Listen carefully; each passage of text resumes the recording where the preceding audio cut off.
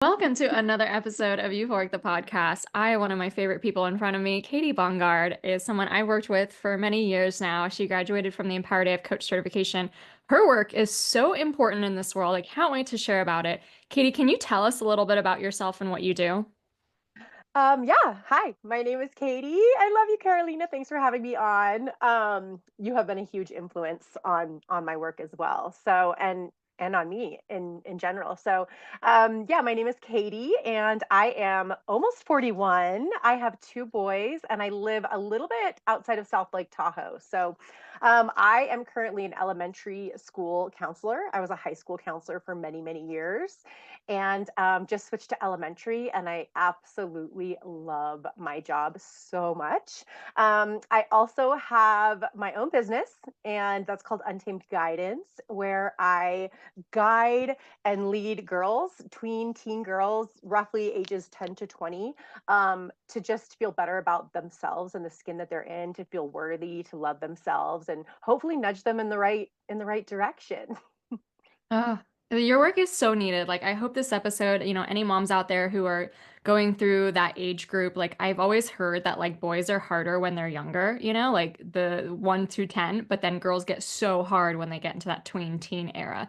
And it's like, we both know it because we're both Right. women who have gone through that era ourselves. Yes. I remember how incredibly hard it was, like, how lost, confused, and just, growing up like that. And especially today, I'm sure it's even harder with like social media and, the internet and how connected we are in so many ways. So I can't wait to dive into that. And we'll dive into like other areas of your Yeah. too, I think is so cool. But one thing I think you and I have in common as well is that like, if you think of like a traditional education system, you have your maths and your geography and all this kind of stuff, but like this concept of like how to love yourself, how to feel worthy, how to be confident, how to like not worry about other people think isn't really like what we would think of standard curriculum. And it's something that's like really near and dear to my heart because it's like what you would describe as personal development. And oftentimes, most people don't find personal development until they're way older. It changes their perspective, it changes their levels of happiness so, so much because it reframes how they see the world. Instead of seeing things that are more in the negative light, they can see things more in the positive. And so, Yeah. as you work with like this age group of the tween and teen girls, how do you use some of those principles of like worthiness, self-love, and why do you think it's so important to reach people at that younger age versus like waiting until you're 30 and you have a life awakening? Yeah, you're so right because especially like in our generation, like we weren't really exposed to any of that, like self-love, self-development until we are older, right? And then as you get older, you kind of almost get addicted to it because you feel better about yourself. You're kind of discovering yourself and peeling back those layers. Why you are the way you are and things like that, and you get more confident as you get older. And I honestly, I would love to start that at a younger age for our girls. Like, imagine how different our lives would be if we started this journey earlier, right?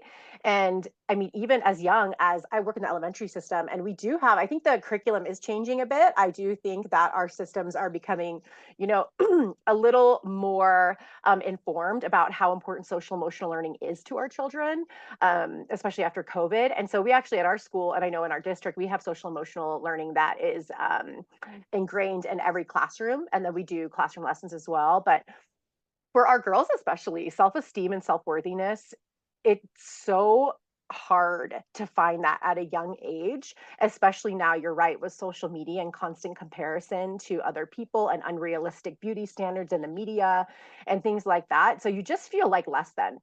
And so I would love it if our girls like could feel worthy in their own skin and they could love themselves more, and they have practical tools to do that at a young age, because imagine how different their world would be. Like, I know for a fact that like I started drinking at a pretty young age because of bullying, because I didn't feel good in my own skin, because I didn't feel connected.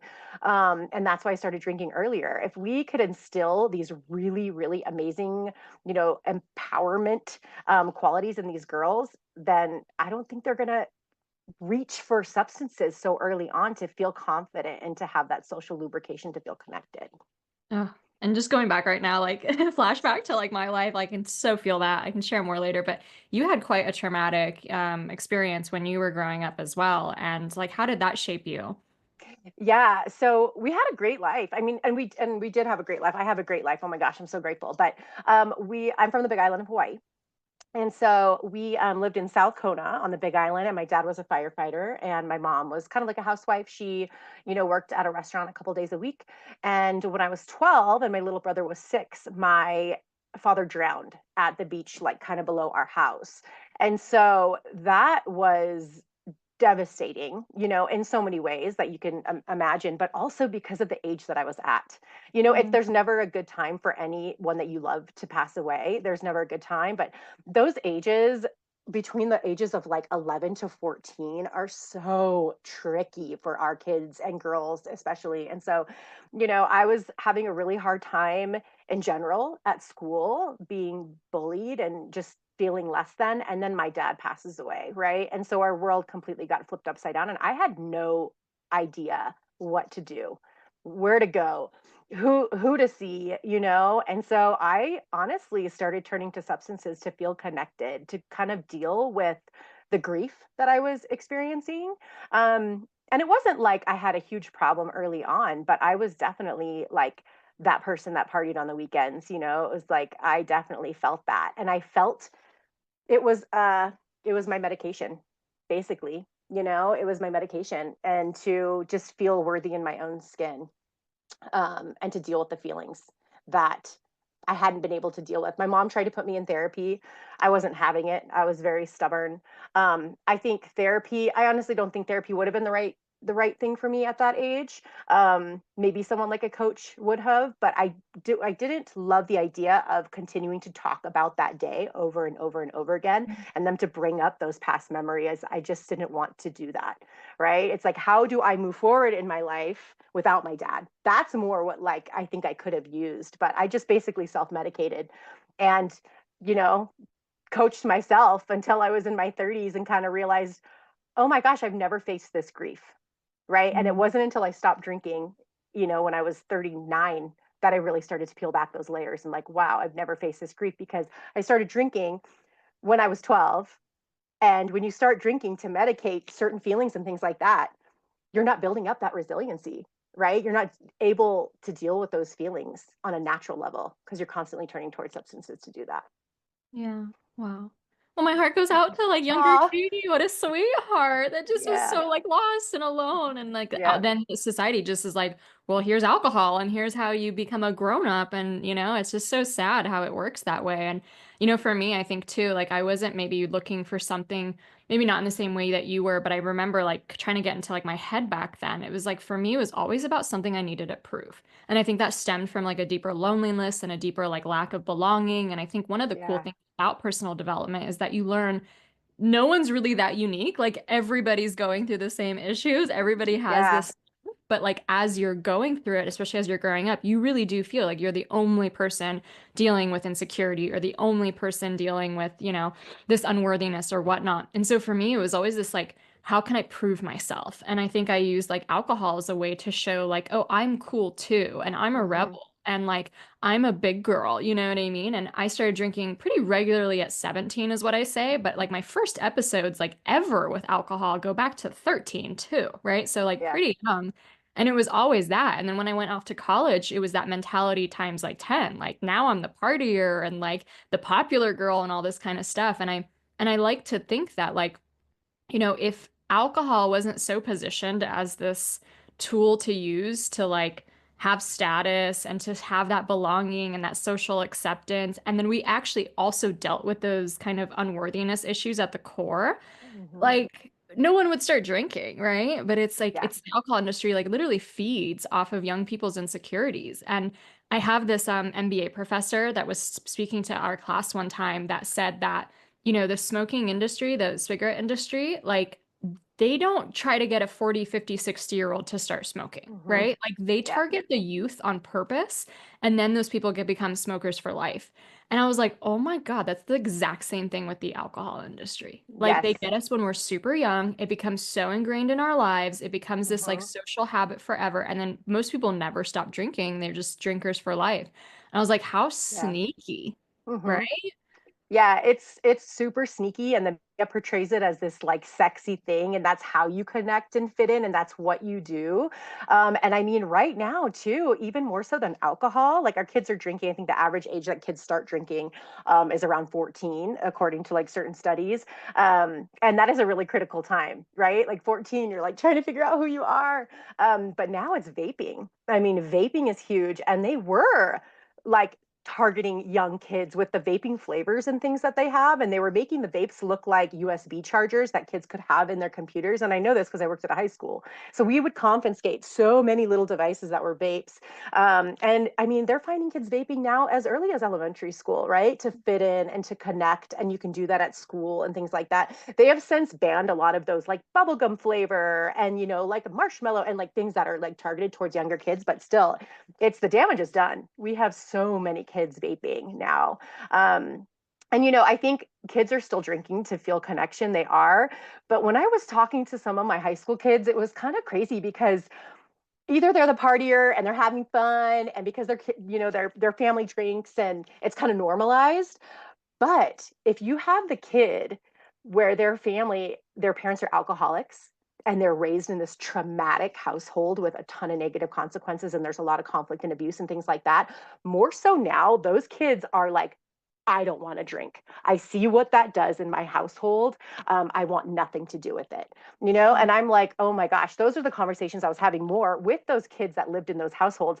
But then when you have the kids that live in like a quote unquote normal drinking household, they're more likely to normalize and like think of alcohol as part of their culture. And if kids start, I don't know, you might know these numbers better than me, but I mean, if you start drinking before you're 15, you're like 50% more likely to have a substance use disorder when you're older. If you wait until you're like 21 or something. So it's just kind of wild, like these kids. And yeah, with social media and everything and the influence and the TikToks and all those things, it's just like everywhere. You're surrounded by things all the time. You're connected, but you're so disconnected at the same time. Yeah, yeah. Yeah. Okay, so we've gone deep into like the problems. We have like bullying, we have social media, we have like the Yeah. comparison trap from that, we have like the drugs and alcohol scene.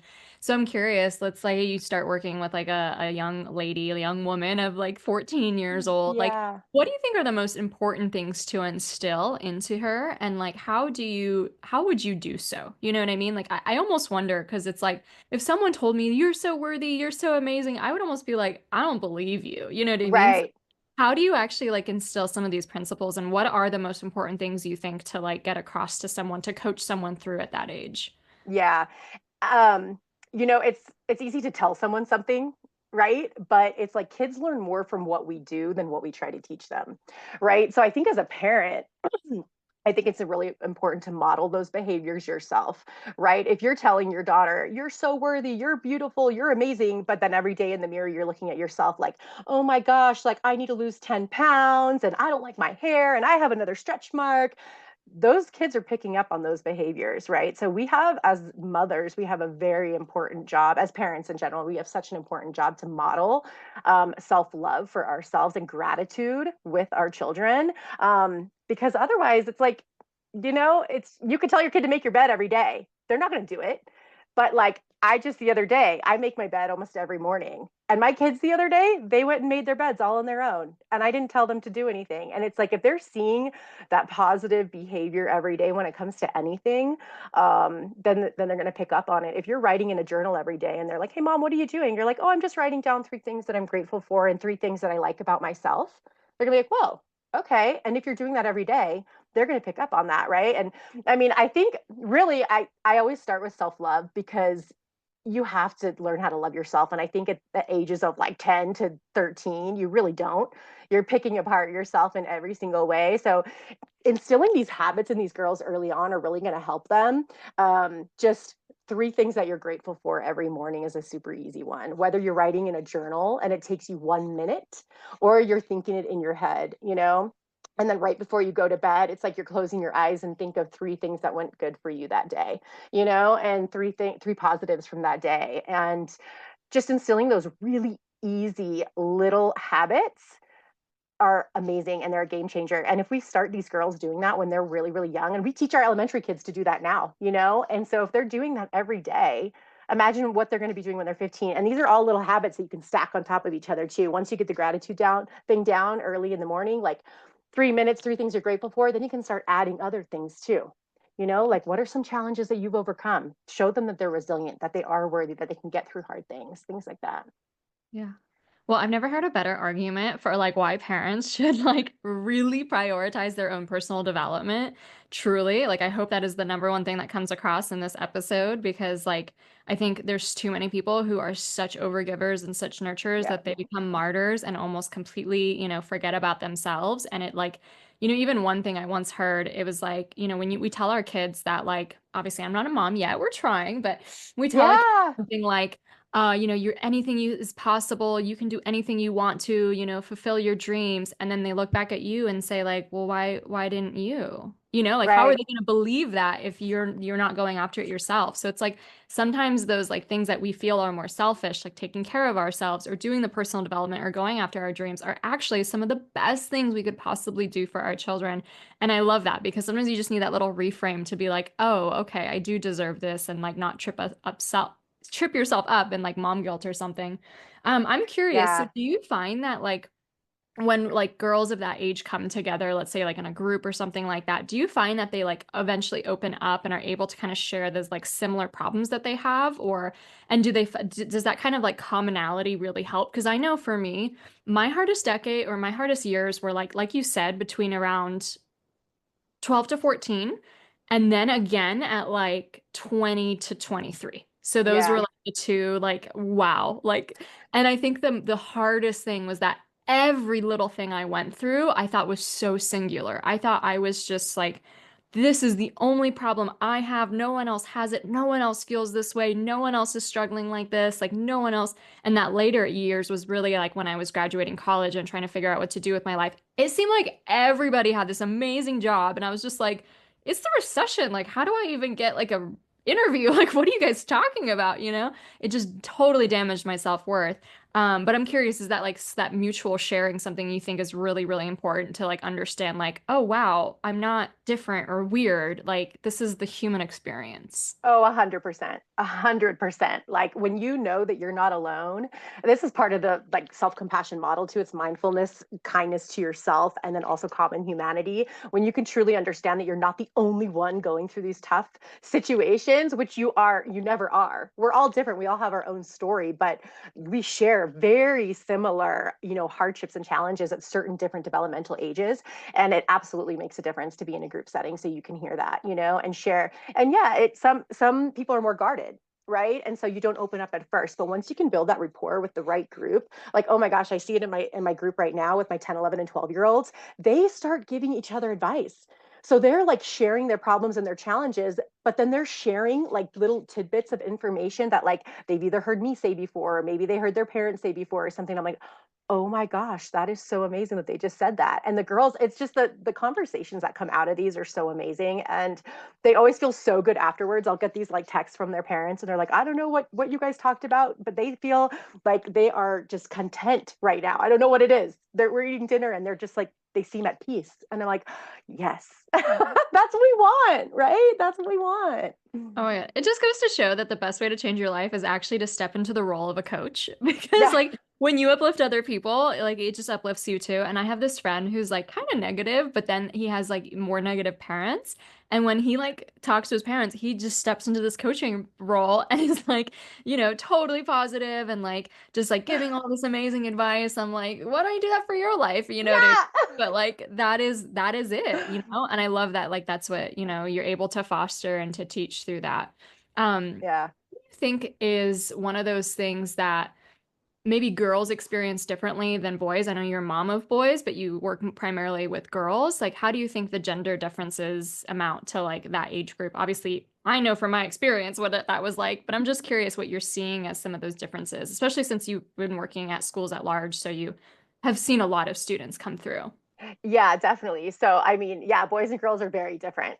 And you're right. Like, in the beginning of this conversation, you're like, I've heard that boys are harder in the beginning and easier later. And from what I have experienced personally, and then what I've heard from parents and what I have seen, that's absolutely the truth.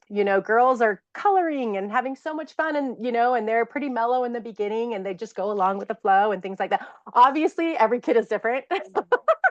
Because I don't know if I was that girl. I was always pretty stubborn and sassy, but there are exceptions to the rule for sure. But yeah, it's crazy. It kind of gets flip flopped, right? Like right around the age of 14, then the boys start kind of mellowing out a little bit as far as emotions.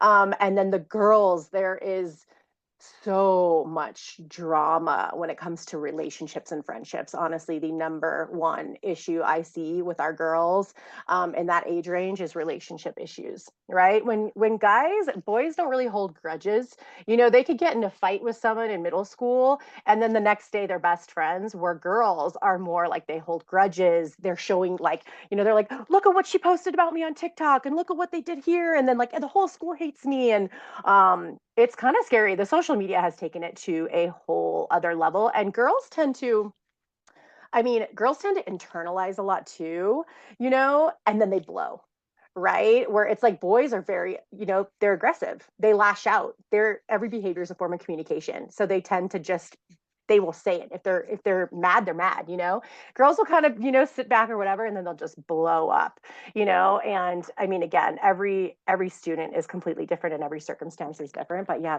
they're very different. It's tricky. You're like, oh, okay, what am I going to get today? Right. That's why I love being a counselor, because you never know what's going to happen on a day-to-day basis. Like, what's going on? And a lot of it has to do with social media. It's so sad. It's so Yeah. sad. Yeah. So have you heard about like Australia like banning social media up until a certain age? Is I don't know if that's going through or not, but like what do you think about that? Or like, I know you have like your own kind of philosophies around like the dangers of social media because of like what your job has been for so long. Yeah. Like do you feel like that would be a right direction for us to go or like Yeah. I have so many thoughts on this. And I do believe that social media can be a good thing for connection. It really can be. There's no reason in this world, me as a professional in my field, there's no positive that I can really see on a child having social media before the ages of 15. There really isn't. And honestly, I wish that we could wait until we're 25, where our brains are fully developed, because we're so highly influenced at a young age. So these kids are being influenced by four different social media platforms, right? It's not just one. It's like all of these different social media platforms. There's never an off. So they're constantly getting these feeds on who they're supposed to be. Our kids don't know who they are, and eventually that's why we're having so many, like, oh my gosh, like mental breakdowns and our mental health crisis is our kids don't know who they are. We don't know who we are.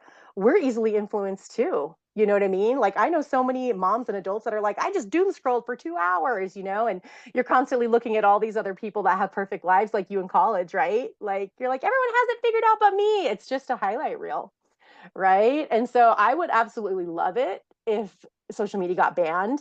No one under the age of 15 could use social media, but we have those laws now, and the kids just lie. I have my 9-year-olds at my elementary school that have Instagram, right? And they're telling me, and I'm like, if those laws could actually pass, I would be so excited. And I know that our behavior problems and all the relationship issues and all the things that are happening at our schools, it would drop dramatically. Oh my gosh, it would be amazing. Like, when people might get mad at me for saying this, but when TikTok went away for like 2 days, I was so happy. I was so happy. And again, it can be used for really good things. It really can, when you're responsible enough and mature enough to use it. Our kids aren't. They don't have the life experience to be on those platforms. Adults do, I think, well, many adults don't, but yeah, we got to wait. We got to push that back. It's really hard though. It's such an uphill battle. yeah. Well, I've heard like those anecdotes of like the tech founders who like founded these media apps and stuff that they don't let their kids anywhere like near it. Yeah, No, yeah. nope. So I'm curious too, like when you are working with the tweens, the teen girls, you said something so profound about how easily we are influenced, right? And so like I remember too in my 20s, like we had friends that would go to Mexico, so we'd go to Mexico, and then we had friends who would do this. Like it was like so hard to kind of find your own space, and in some ways that influence can be used as a tool for good, right? Because like you Yeah, said, you're being influenced by your parents and they're doing personal development and showing you like what gratitude looks like. That's amazing. But then the parents sometimes also has like a thin line of how effective that will probably be once like a teenager gets into the more rebellious phase, right? You know what I right. I don't want to. So I'm curious if there's like a way, like have you found, I don't know if like kids are reading as much or what is a good medium to actually transmute some of that influence in a positive way? Like do you have your coaching girls like go through different books or are there like courses that you provide or is there a way to get like that positive information that's going to influence them in the good way or maybe even are there like people out there too that you recommend that they like follow or look up to and obviously you are going to be like that great resource we're going to share with the audience today too but I'm just curious like I've always thought about it this way like when I have children like I almost want to find this like really alternative school that's like just pumping this personal development content because I think Right. that's the most important thing ever. Like that's going to dictate how happy you are when you change your perspective from the negative frame to a positive frame. Like that's just how it works. So like do you see any of that happening? Like that level of influence for this younger age? And like what do you think what's happening? What's cool? What do we not know about? Yeah, I mean, okay, so I that's a great question. And it is really hard because there are a lot of good things on social media too, but a lot of it isn't true either. So it's really hard. But the movie Inside Out, right? Oh my goodness. And then Inside Out 2. Disney, they should win an Oscar. I don't know if they ever get nominated for Oscars, but like that performance and the amount of work and effort and time and understanding that went into that movie and with the principles and just how like our emotions influence us in so many ways and how we can help that and how we can be more mindful. Oh my goodness, those movies were amazing. And we are seeing more and more movies coming out that kind of portray, like, the young teenage, era and things like that. That's got to be the best movie that I've seen in so long as far as having a positive influence on our young girls, especially. Oh my gosh, it was amazing. And all our girls love it. All our students love it because it makes things so real, like what they're going through and things like that. It's so real and raw. So everyone needs to watch that movie. And I mean movies like Moana and Frozen, it's like these girls are feeling empowered. And I freaking love it. They're no longer like the damsels in distress like before, right? Like they are stepping into like their power. The movie Tangled. There are so many movies out there now that just show girls in this like powerful light. Like I am the director of my story and I make these decisions and they're going to influence my life for the better. Like, so I love it. I love these girls in these powerful roles, that our young girls can look up to and be like, whoa, that's cool. I can be like that. Yeah. Yeah. So that's amazing because like as a parent, like I don't even understand what the purpose of any like chilled child or teen like movies or shows, like what the purpose is if they're not to do this, to empower our children and to like Yeah. imbue positive lessons and stuff like that. It's like anything else is just trash. But Yeah. so we have movies, obviously that's like Yeah. effective. Have you found like another medium that you think you've seen that's cool or that like I mean, are kids at this age reading books? Like I was a huge book nerd, but I was reading like English and Russian literature, which was like cool to make me maybe like more intelligent, but it wasn't necessarily, I wish I was actually reading the Jack Canfield and the like Tony Robbins and stuff like that. But do you find that works, or are there any books that are a little bit more written for that audience, or like not as much? I think there are books that are written for that audience, definitely. But our kids, like especially in high school, when they're freshmen, sophomore, seniors, whatever, like once they start gaining traction in high school, they start doing the extracurricular activities, they're in sports, they're applying for colleges, they're doing all these things. They don't have time to read on top of all the homework and things like that. There are amazing books out there, but they just don't have the time. Right. And so there are really good tools. I mean, technology is not going away. Right. So it's like, yes, social media. I have a love-hate relationship with it. But technology in general can be a really good tool for them too. Like there are all sorts of amazing journaling apps for our girls that I know that they use those. So they use like journaling apps on their phones. They'll use affirmation apps. So a lot of Mm. our girls, they'll find these like affirmation apps and then they get their 3 affirmations for the day and they can repeat them and it's super easy and it's super quick, and so those are really powerful too.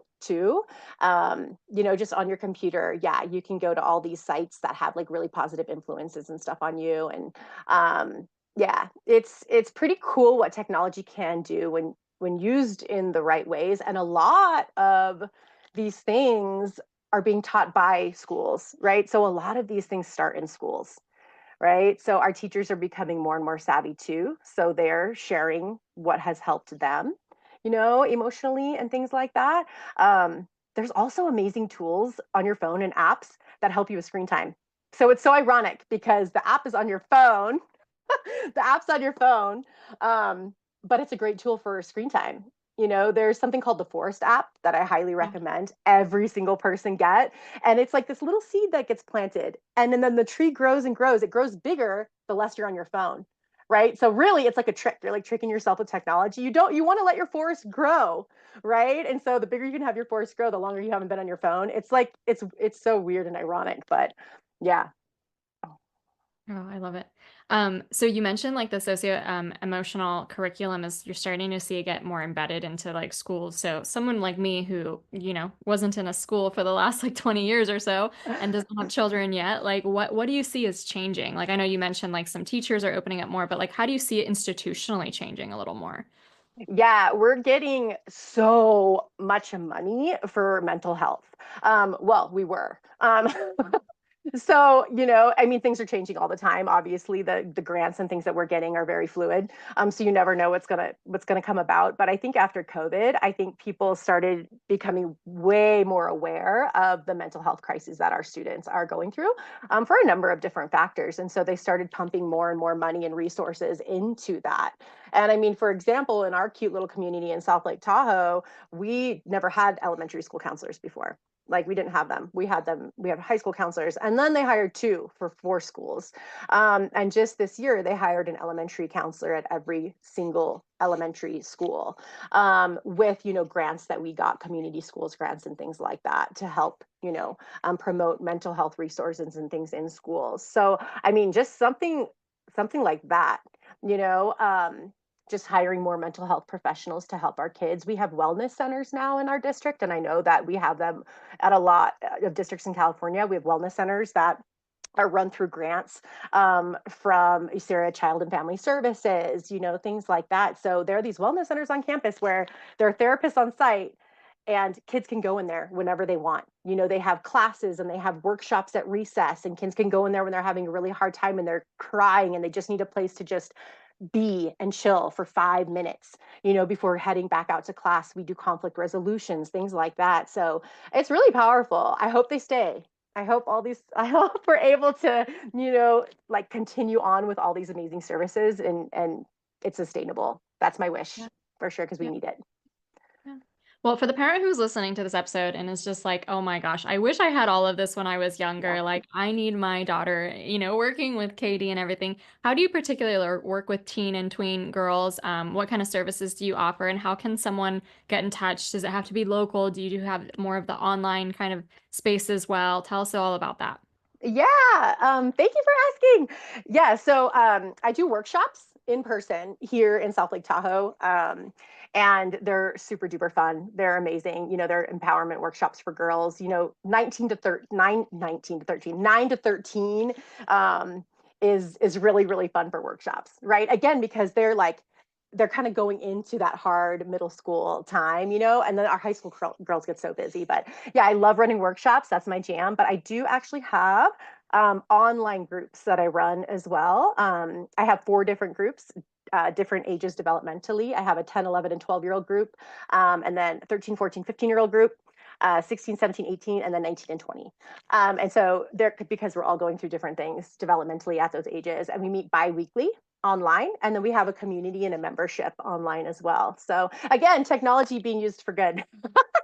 That's my mission. And it's off of social media, right? So it's like this safe place for girls to go in every day and just be like, what are my challenges for the day? They just can kind of brain dump there. And then we can all kind of chime in and pop in, and kind of hype them up a little bit. And then we get to meet in person, and it's amazing. I have an Instagram. It's untamed underscore guidance. And I'm not very active on there, honestly, because I have my boundaries around social media. But if you do DM me, then I will respond back within, I don't know, a week.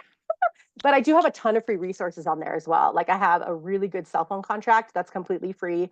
And then I have a communication guide for parents on there as well. And then I have a free newsletter for parents and girls that has a common problem. Each newsletter will have a common problem, and have really quick tips and tricks to help the parents and the girls as well. So, yeah, or untamedguidance.org. So there's a few different ways that you can find me. Well, you know where I'll be as soon as I become a parent. You are going to be Yay! my resource for all these things. Because like you said earlier too, like I think that that coaching focus of like how do you really become happy now? How do you really plan for the future? How do you make goals? How do you empower yourself? How do you feel worthy? Like that's like a missing piece, really truly. And I think that that's like something to not, I think sometimes when you go through the therapy or the mental health route, it can almost feel like you're singling yourself out, like, oh, Yeah, I'm something's wrong with me, but this is like everybody needs this. right. It can be really almost like a status symbol too of like the new way to think and the new way to act and the new way to be kind and nice and grateful and stuff like that. Yeah, So I love that you're making like not only the services available, but it's like a culture shift too, or like yeah. it's like a shift in consciousness. So I think every young girl, knowing how hard it was to be in that age, like I wish this all existed back when I was younger. Like who knows how different my life would have been, basically, I right? know. Same with me. And you know what? These kids are awesome. Our young kids now, like they are going to change the world. They are so, aware of their emotions much more than we were, because we were kind of, we were taught to kind of like not cry and, things like that, be strong and all this. Oh my gosh, our kids are like, I want to go to counseling. I want to go to counseling. Like, I want to see a therapist. Like it's almost trendy, because they know that it can help them, right? And so more and more now we're seeing like more kids so open to counseling. They're not trying to hide, like, oh, I don't want to go to the counselor's office because people are going to think there's something wrong with me. When I first started counseling, that's kind of how it was. Oh, I don't want to go into your office. People are going to see me. Now it's like every kid's running up to me and they're like, I want to go to counseling. When are you going to see me? When are you going to take me? And I'm like, yes. I just need like 10 of me. Yeah, yeah. Well, what a win. Well, amazing. Yeah. Well, we will be sure to include all the resources you shared in the show notes. Thank you so much. This was Yay. such a valuable episode. Whether you are a parent yourself or you're just getting brought back to that era in your life and just Yeah. kind of, forgiving the system and the circumstances and just knowing, like today is the best way to move forward and live the most amazing life you can despite, the past and stuff like that. So I really, really appreciate you Yeah. and your wisdom today, Katie. Thank you so much for being on the show. Thank you so much, Carolina. I really appreciate it. Oh,